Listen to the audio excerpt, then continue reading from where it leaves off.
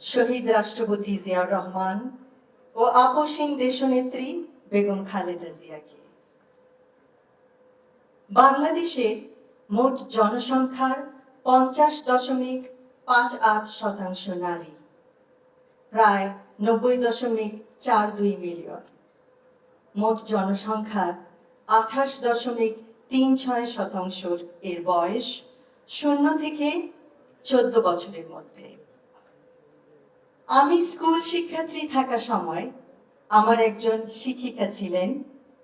তার শিশুকন্যাকে বাসায় একা রেখে তিনি প্রাইভেট টিউশন শিক্ষকতা করতে যেতেন স্কুল আওয়ার্সের পরে। শিশুটি অত্যন্ত বিরল ছিল। সে হয়তো নিজেই নিজের খেয়াল নিত। একদিন মিসকে আমরা আমাদের যানবাহনে তার বাসায় পৌঁছাতে যাই। আমার এখনো মনে পড়ে সেই শিশুটির চোখ যখন সে জানালার গ্রিল ভেদ করে আমাদের দেখতে চাইছিল। দেখছিল তার পরম প্রিয় মা তার জরুরি কাজ সেরে ঘরে ফিরছেন কিনা। শত ক্লান্ত হলেও তিনি আদরে সযত্নে শিশুকে কাছে টেনে নেবেন। দিবা পরিচর্যা কেন্দ্রবিহীন স্থানগুলিতে এটি বাস্তবতা। হয়তো পরিস্থিতির কিছুটা উন্নতি হয়েছে, কিন্তু সংসারের খরচ চালাতে হিমশিম চাকুরিরতা মা এক্ষেত্রে নিরুপায়।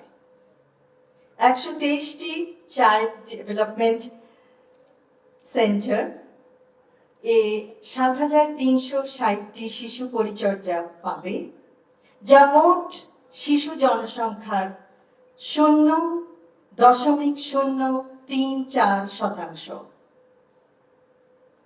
নিষ্ঠা ও প্রত্যয় থাকা সত্ত্বেও মা যেমন নিশ্চিন্তে কাজে মনোযোগ দিতে পারবেন না, তেমনি ভাবে শিশুটিও আর্লি চাইল্ডহুডের জন্য প্রয়োজনীয় অনেক অ্যাক্টিভিটি থেকে বঞ্চিত।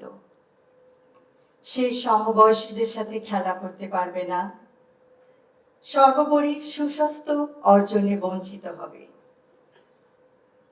ছোট্ট মেয়েটি পরে উন্নত চিকিৎসা পেয়েছে, কারণ সে মানসিকভাবে একটু বিপর্যস্ত ছিল। পরে উচ্চতর শিক্ষা লাভ করে সে এখন প্রতিষ্ঠিত। কিন্তু শৈশবের এই স্মৃতি নিশ্চয়ই তার জন্য ভয়াবহ।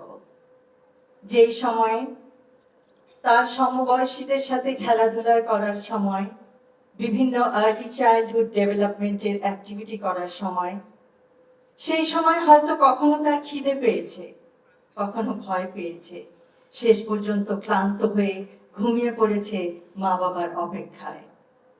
ইনশাআল্লাহ মানসম্মত সার্বজনীন প্রাক প্রাথমিক শিক্ষার সুযোগ আর্লি চাইল্ডহুড ডেভেলপমেন্ট করার মাধ্যমে শিশুর জ্ঞান ভিত্তিক ও সামাজিক বিকাশ শক্ত ভিত্তির উপর গড়ে উঠবে।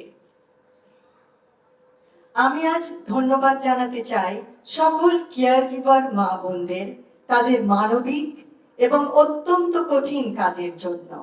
অন্য মা বোনদের শিশুদের পরম স্নেহ যত্নে তারা বড় করছেন। তারা আছেন বলেই অনেক মা বোনেরা স্বাচ্ছন্দ্যে নিশ্চিন্তে চাকুরি ক্ষেত্রে যোগদান করতে পারছেন। শিশুরা নিরাপদ পরিবেশে বেড়ে উঠছে। শৈশব জীবনের অত্যন্ত গুরুত্বপূর্ণ একটি অধ্যায়। এই সময়ই বিভিন্ন জিনিসের ভিত্তিপ্রস্তর স্থাপিত হয়। দিবা পরিচর্যা কেন্দ্র শুধু নিরাপদে থাকার স্থান নয়, দেশের ভবিষ্যৎ গড়ার সহায়ক। কেয়ার গিভার্স, আপনারা একই সাথে দুটি কাজ করছেন।